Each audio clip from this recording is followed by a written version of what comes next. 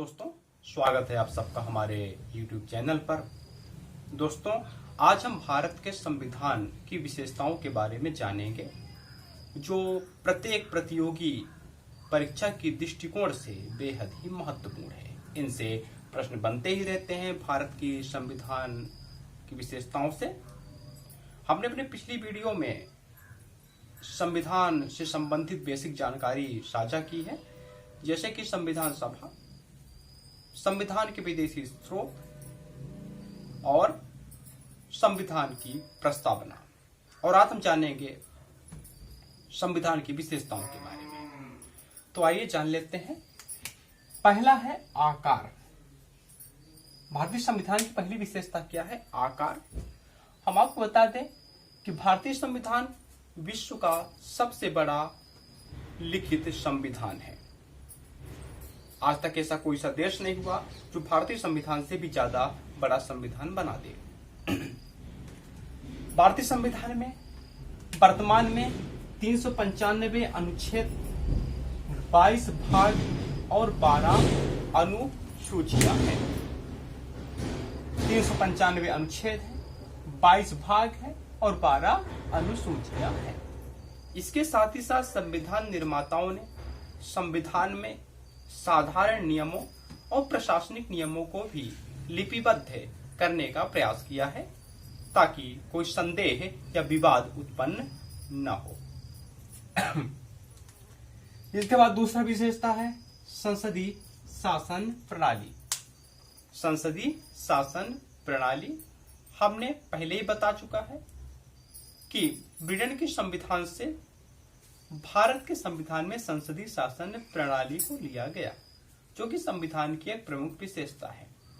हमारे देश में द्विसदनात्मक व्यवस्था को अपनाया गया है, यानी कि संघ स्तर पर, केंद्र स्तर पर और राज्य स्तर पर भी सांसद होते हैं। जैसे कि संघ स्तर पर राज्यसभा और लोकसभा, राज्यसभा और लोकसभा, ठीक उसी प्रकार राज्य स्तर पर राज्य विधानमंडल होता है, जिसमें कि 2 पक्ष होते हैं, राज्य विधानसभा और राज्य विधान परिषद।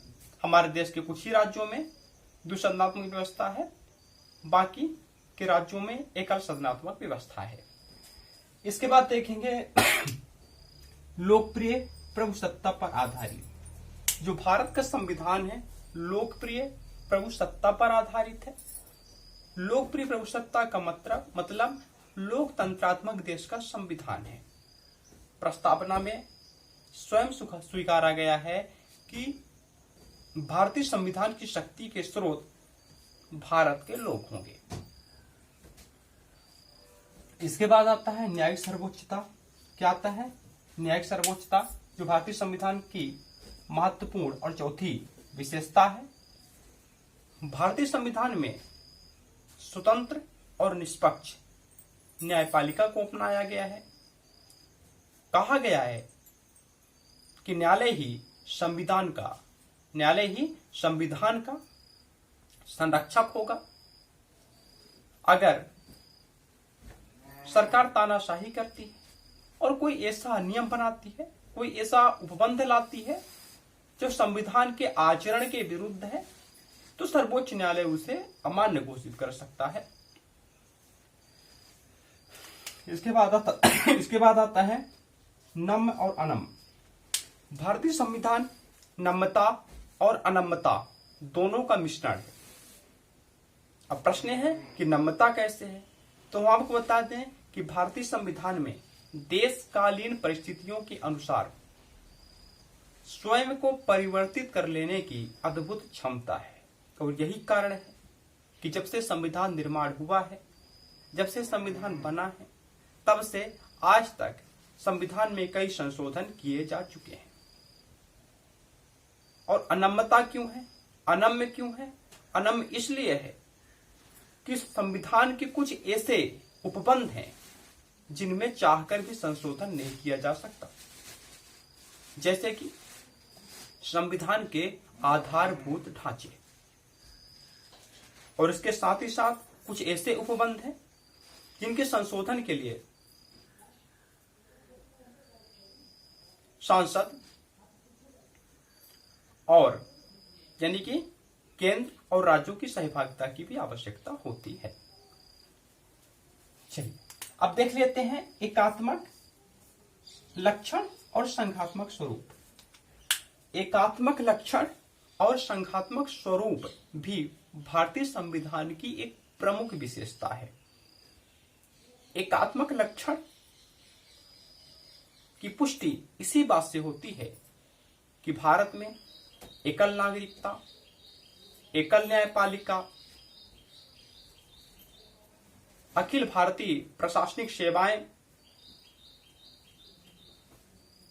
राष्ट्रपति द्वारा राज्यपालों की नियुक्ति को अपनाया गया है।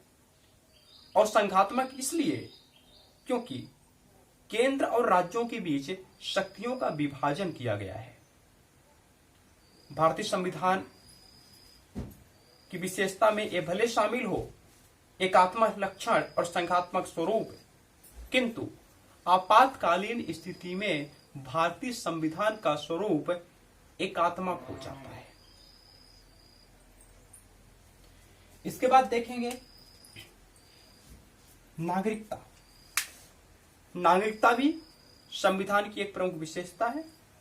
हमारे देश में एकल नागरिकता को अपनाया गया है ताकि राष्ट्र की एकता और अखंडता को, बंधुता को अक्षुण्ण रखा जा सके। इसके बाद आते हैं मौलिक अधिकार। मौलिक अधिकार हमारे संविधान की महत्वपूर्ण सबसे बेसिक विशेषता है। मौलिक अधिकार को संविधान में इसलिए शामिल किया गया क्योंकि मौलिक अधिकार के अभाव में किसी भी व्यक्ति के सर्वांगीण विकास की परिकल्पना नहीं की जा सकती। व्यक्ति का चहुमुखी विकास तभी होगा जब उसके पास अपने मौलिक अधिकार होंगे और उन अधिकारों का कोई ना कोई संरक्षक होगा। तो हमारे संविधान की एक प्रमुख विशेषता मौलिक अधिकार भी है, जिसे भारतीय संविधान के भाग 2 में उपबंधित किया गया है। इन अधिकारों की संख्या 6 है। इसके बाद आते हैं मौलिक कर्तव्य में। मौलिक कर्तव्य भी हमारे संविधान की एक प्रमुख विशेषता है। मौलिक कर्तव्य को भारतीय संविधान के भाग 4 का में जोड़ा गया है। इसे 42वें संविधान संशोधन अधिनियम 1976 के तहत जोड़ा गया। हमने पहले भी बताया है कि इसे रूस से लिया गया था और इसकी कुल संख्या 11 है। इसका मूल उद्देश्य देश के नागरिकों को अपने राष्ट्र के प्रति अपने कर्तव्यों का बोध कराना। कहने का मतलब देश के नागरिकों को अपने राष्ट्र धर्म के बारे में बतलाना मौलिक कर्तव्य का उद्देश्य है। इसके बाद आते हैं नीति निर्देशक तत्व।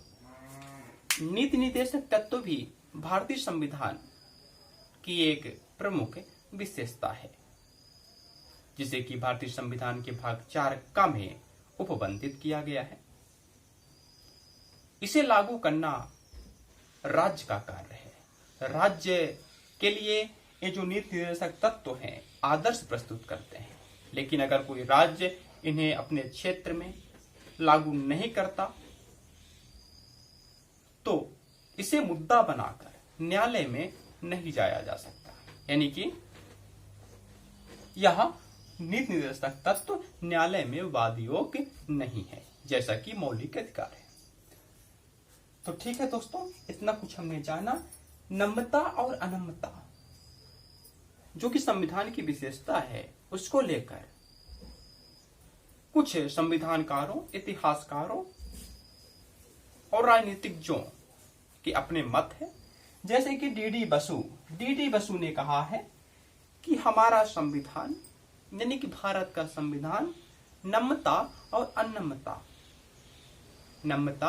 अनम्रता दोनों का मिश्रण है। डॉक्टर भीमराव अंबेडकर ने कहा है कि भारत का संविधान अधिक लचीला और अधिक जटिलता यानी कि अधिक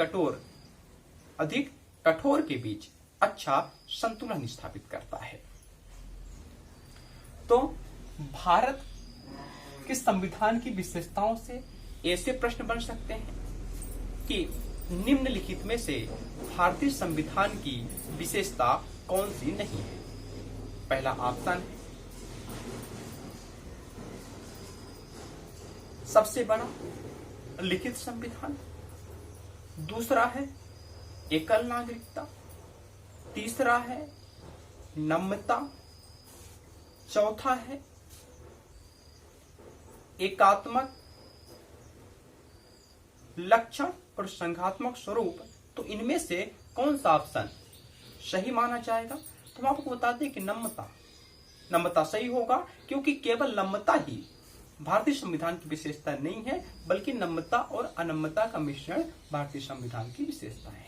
तो आए दिन प्रतियोगी परीक्षाओं में भारतीय संविधान की विशेषताओं से एक या दो प्रश्न बनते ही रहते हैं। दोस्तों, अगर आपको हमारी ये वीडियो पसंद आई हो तो प्लीज वीडियो को लाइक कर दें, चैनल को सब्सक्राइब कर दें, ताकि हम आप लोगों के लिए निःशुल्क रूप से ऐसी वीडियो जो कि ज्ञान वर्धक है लेकर आते रहें।